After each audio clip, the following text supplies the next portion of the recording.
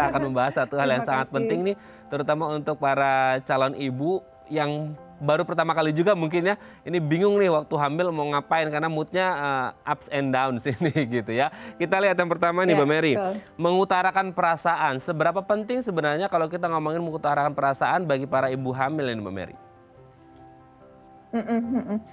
Jadi sekali untuk mengungkapkan perasaan ya gitu. Jadi misalnya nih sering misalnya kita bilang, oh karena perubahan hormon nih jangan-jangan jadi lebih sensitif. Betul. Jadi perubahan hormonal memang membuat lebih perasaan ibu hamil lebih sensitif ya. Jadi dia mudah marah, mudah sedih gitu. Namun jangan sampai diabaikan gara-gara berpikir bahwa oh ini hanya karena hormon nih. Jadi dia mau curhat, dia mau ungkapin, aduh ini kan alami, biasa dialami ibu hamil. Nah kalau dibiarkan ini terus-menerus, dipendam emosinya, perasaannya nggak diungkapkan, akhirnya itu akan memperburuk kondisi diri kita sendiri. Dan kemudian juga emosi ini bisa meledak nih sewaktu-waktu di situasi atau kondisi yang tidak tepat.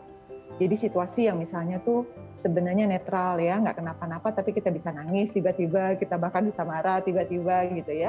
Jadi emosi yang tertahankan, tidak tersalurkan. Dan kemudian emosi yang dipendam juga itu akan tersimpan di dalam tubuh kita juga. Kita bisa merasa mual, sakit kepala, tegang, deg-degan, dan lain sebagainya. Bukan karena faktor biologis ataupun fisik, tapi karena memang lebih kepada faktor psikologis kita gitu. Oleh karena itu, emosi butuh diungkapkan. Kenapa sih emosi butuh diungkapkan? Karena emosi itu adalah sesuatu yang valid. Jadi nggak ada yang salah terhadap semua emosi yang dirasakan ya, yang hadir tersebut nggak ada yang salah. Semua itu valid adanya.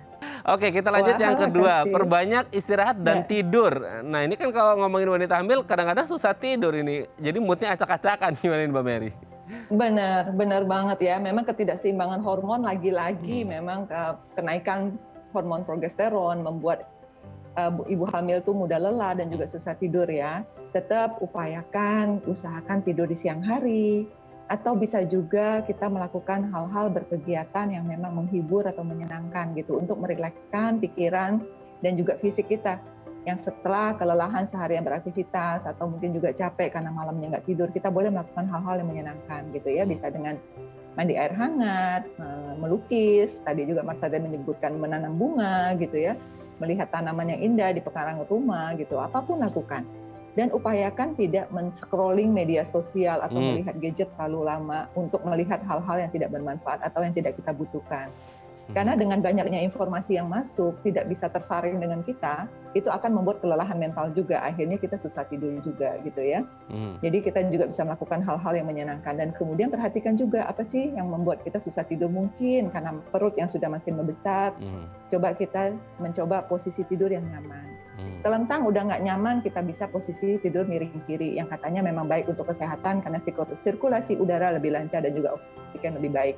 Tapi kalau sisi tidur miring juga nggak nyaman, kita bisa coba juga sisi tidur kanan. Jadi kita boleh mengganti posisi-posisi, jangan terus-menerus di satu sisi terus itu lagi gitu ya. Lanjut kita untuk melakukan hobi atau hal-hal yang menyenangkan. Nah ini gimana nih Mbak Mary? Iya. Tentu segala rentang usia, tidak hanya ibu hamil. Ngelakuin hobi, hal-hal yang menyenangkan itu menyenangkan suasana hati kita ya Mas Ayan ya. Betul.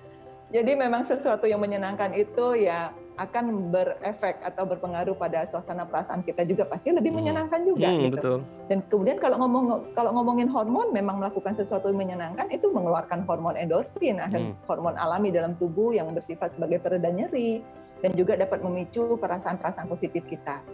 Jadi melakukan hobi itu sangat baik untuk memunculkan emosi-emosi positif. Meskipun ada perubahan hormon, ibu hamil itu sensitif, katanya gampang marah, gampang sedih, tapi didominasi oleh emosi positif. Jadi kemungkinan mengalami potensi baby blues syndrome itu sangat kecil sekali. Karena didominasi oleh emosi-emosi positif. Jadi memang kita perlu melakukan hal-hal yang menyenangkan agar kita ini didominasi atau dikelilingi oleh emosi-emosi positif. Oke ya, sangat luar biasa. Setelah melakukan hobi, kita katanya juga boleh deh wanita hamil melakukan olahraga ringan. Gimana nih Mbak Mary? Betul sekali. Olahraga ringan pastinya yang nggak berat-berat, tadi Mas Ade sudah dijelaskan gitu ya. Intinya berolahraga itu kan kita tahu sekali bahwa untuk menjaga kebugaran. Nah, untuk bisa mengontrol berat badan juga, mengurangi komplikasi selama kehamilan, dan juga intinya bagi ibu hamil itu adalah untuk menjaga kebugaran, mempertahankan, meningkatkan kesehatan fisik dan juga mental, dan juga melentur-lenturkan otot-otot yang tadi kram, pegel gitu ya, untuk melenturkan otot-ototnya selama masa kehamilan. Dengan demikian nanti untuk memperlancar atau proses masa melahirkan nantinya. Olahraga 1 minggu 3-4 kali selama 30 menit itu udah cukup gitu ya. Bisa renang, bisa senam hamil, yoga gitu. Kegiatan ringan-ringan lainnya yang dimana untuk membugarkan tubuh gitu. Oke, jadi bukan berarti bermalas-malasan juga gitu ya, harus tetap bergerak ya. Oke, yang terakhir Mbak Mary.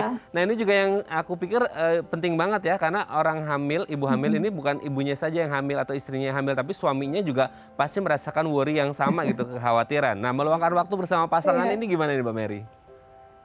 Iya, meluangkan waktu pasangan itu penting sekali, sejuta rasanya ya Mas Raden ya. Aduh seneng banget gitu pastinya ya. Jadi pacaran lagi dengan pasangan seperti Mas Raden bilang bahwa hamil itu kan sang buah hati bukan cuma milik ibu juga, tentu milik si ayah gitu ya.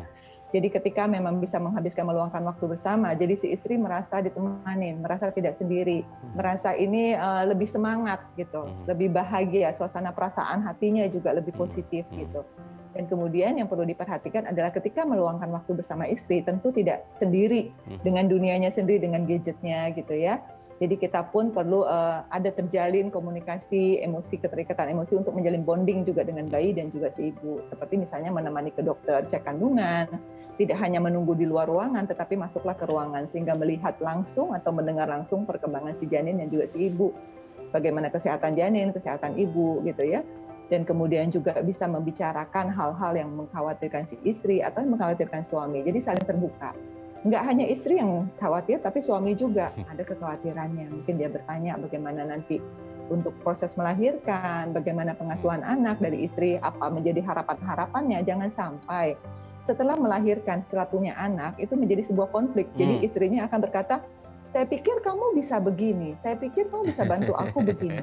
Nah akhirnya jadi konflik gitu ya, jadi utarakan, ungkapkan semua yang menjadi harapan-harapan agar ketika memang melahirkan sang buah hati itu semakin nyaman, semakin semangat, semakin membahagiakan, bukan menjadi konflik gitu ya, karena memang tidak pernah tersampaikan harapan-harapan apa saja, apa yang menjadi sumber kecemasan juga. Baik, terima kasih Mbak Meriati, MPSI psikolog klinis dari Rumah Sakit Royal Taruma sudah berbagi. Ini ilmu yang sangat baik, kalau ngobrol sama Mbak Mary ini sangat luar biasa, detail sekali. Jadi suka ngobrol sama Mbak Mary. Terima kasih Mbak Mary, sehat-sehat terus, salam untuk keluarga di rumah dan teman-teman di Rumah Sakit Royal Taruma. Selamat pagi Mbak Mary.